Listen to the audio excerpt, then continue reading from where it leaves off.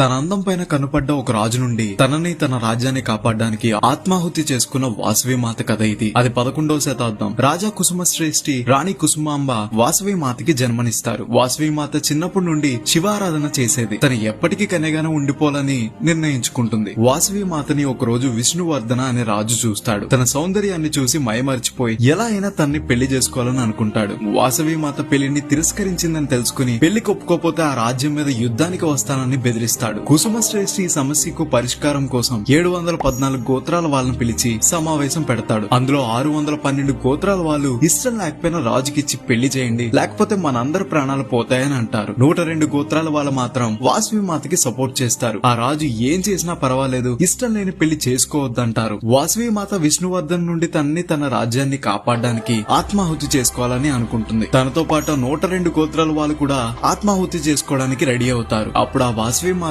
పరమేశ్వరి అవతారంలో వాళ్ళకి కనిపించి నా కోసం ప్రాణత్యాగం చేస్తున్న మీ గోత్రాల వాళ్ళని ఎప్పుడు చల్లగా చూస్తానని మాటిచ్చి ఆహుతైపోతుంది. వాళ్ళు కూడా ఈ దైవ కార్యంలో పార్టిసిపేట్ చేసినందుకు గర్వంగా ఫీల్ అయ్యి ఆహుతవుతారు. యుద్ధానికి వచ్చిన రాజు పొలిమేరలోనే రక్తం కక్కుని చనిపోతాడు. ఇంత చరిత్ర గల ఆలయం వెస్ట్ గోదావరి తణుకుకి 20 కిలోమీటర్ల దూరంలో పెనుగొండ అనే ఊర్లో ఉంది. ఇలాంటి మరిన్ని వీడియోస్ కోసం గోదావరి స్టేషన్ ని ఫాలో అవ్వాలి మరి.